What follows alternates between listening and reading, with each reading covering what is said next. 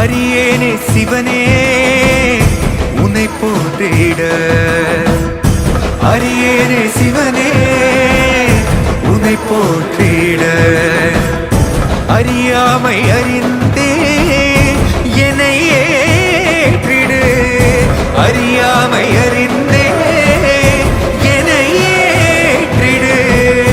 உன்னுள்ளே என்றும் வாழ்பவனை, மாயத்தின் வாயில் வீழ்பவனை நீயே காப்பாற்று.